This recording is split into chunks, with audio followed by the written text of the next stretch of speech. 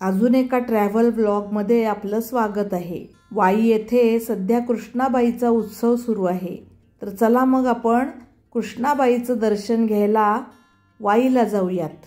तेथील प्रसिद्ध गणपती मंदिर, काशी विश्वेश्वर मंदिर, कृष्णाबाई आणि जवळच असलेलं पुरातन असं वाकेश्वर मंदिर हे आहे वाईचं प्रसिद्ध महागणपती मंदिर आणि कृष्णा नदी।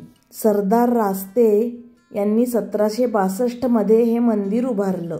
इथे आपल्याला मांडव घातलेला जो घाट दिसतोय त्याला गणपती घाट असं म्हणतात। गाभाऱ्याच्या पुढे सभा मंडप आहे आणि बाजूला कृष्णा नदी वाहते आहे। या महागणपतीची स्थापना 1691 साली करण्यात आली।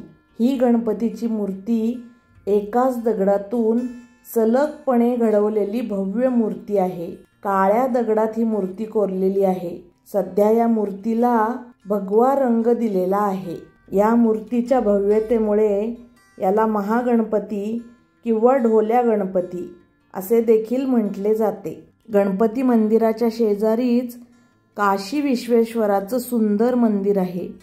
इथे मंदिराच्या समोर दोन्ही बाजूला 2 भव्य अशा दगडी दीपमाळा आहेत। मंदिराच्या समोर सभा मंडप आहे आणि सभा मंडपाच्या पुढे मंदिराच्या समोर एक काळा पाषाणातला भव्य असा दगडी नंदी आहे। संपूर्ण दगडी बांधकाम असलेलं हे सुंदर काशी विश्वेश्वराचं मंदिर आहे। तुम्ही कधी वाईच्या गणपतीला आलात तर शेजारीच असलेल्या या मंदिराला नक्की भेट द्या। गाभाऱ्यात जाण्यापूर्वी डाव्या बाजूला गणपतीची मूर्ती आणि उजव्या बाजूला विष्णूची मूर्ती आहे।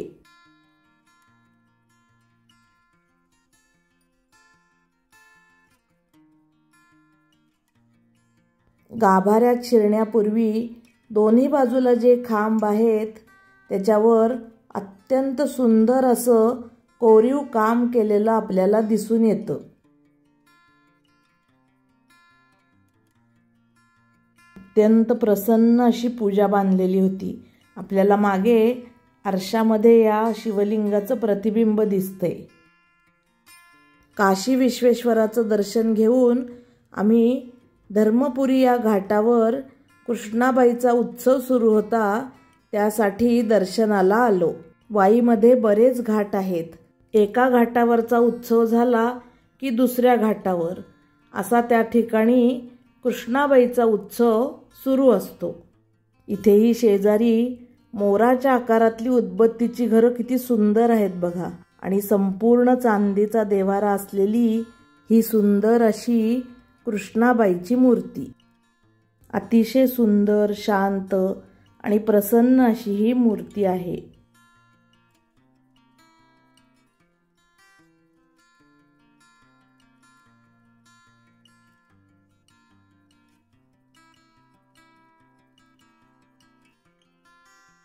इथे आवारामध्ये बायकांचं हळदी कुंकू सुरू होतं।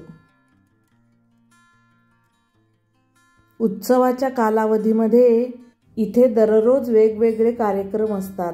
कधी गाण्यांच्या स्पर्धा असतात, कीर्तनाचा कार्यक्रम असतो, व्याख्यान असतं, शेवटी महाप्रसाद आणि साड्यांचा लिलाव असतो।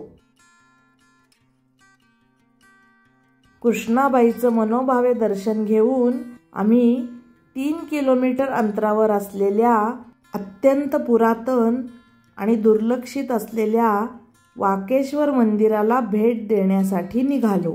हे आहे वाईपासून जवळच असलेल्या बावधन गावातील वाकेश्वर मंदिर। मंदिराच्या भोवती संपूर्ण दगडी तटबंदी आहे। मंदिराचा परिसर खूप विस्तीर्ण आणि शांत आहे। भरपूर झाडे असल्यामुळे अनेक वेगवेगळ्या पक्ष्यांचा किलबिलाट इथे ऐकायला मिळतो। मंदिर परिसरात एक तळं आहे आणि त्या तळ्याला बारमाही पाणी असतं आणि इथे या दारातून बाहेर पडलं की आपल्याला दिसते ती आहे कृष्णा नदी। कृष्णा नदीच्या काठावरच हे मंदिर बांधलेलं आहे। मुख्य मंदिरासमोर नंदीचा मंडप आहे। मंदिराच्या पायऱ्या चढून जाताना डाव्या बाजूला हत्तीचे तर उजव्या बाजूला नागांचे शिल्पकोडे आहे. मंदिराच्या चारही बाजूंना भिंतीवर अशी चित्रे कोरलेली आपल्याला बघायला मिळतात. आपल्याला इथे 2 हरणांचे अलौकिक नाविन्यपूर्ण असे जुळे शिल्प दिसते. यातून चपळ प्राण्याची गती व्यक्त होते. हे मंदिर शिवपूर्व काळातील आहे असे मानले जाते, परंतु शिखर मात्र उत्तर पेशवे काळात बांधले आहे. हे शिखराचे काम बावधनमधील बाबूराव बल्लाळखेर यांनी 18व्या शतकात केले असावे असे दिसते. मंदिरामध्ये 20 खांब आहेत. गर्भगृहात प्रवेश करताना डाव्या बाजूला गणपतीची सुंदर मूर्ती आहे. गर्भगृह मंडपाच्या मानाने खोलगट आहे. अरुंद दगडी दरवाजातून पायऱ्या उतरून आपल्याला खाली जावे लागते. मंदिरात स्वयंभू शिवलिंग आहे. समोरच शिवपत्नी पार्वती मातेची मूर्ती आहे. या शिवलिंगामध्ये 12ही महिने पाणी असते आणि हे पाणी नंदीच्या मुखाद्वारे नदीमध्ये जाते. मुख्य मंदिराच्या शेजारी अशी लहान लहान मंदिरं आहेत. त्याच्यामध्ये विठ्ठलाचं आणि दत्ताचं मंदिर आपल्याला दिसतं. मंदिराच्या शेजारीच एक गुहेसारखी जागा आपल्याला दिसते. पूर्वीच्या काळी ध्यान धारणेसाठी ही जागा असावी असे वाटते. हे मंदिर कलाकुसरीचा एक उत्तम नमुना आहे.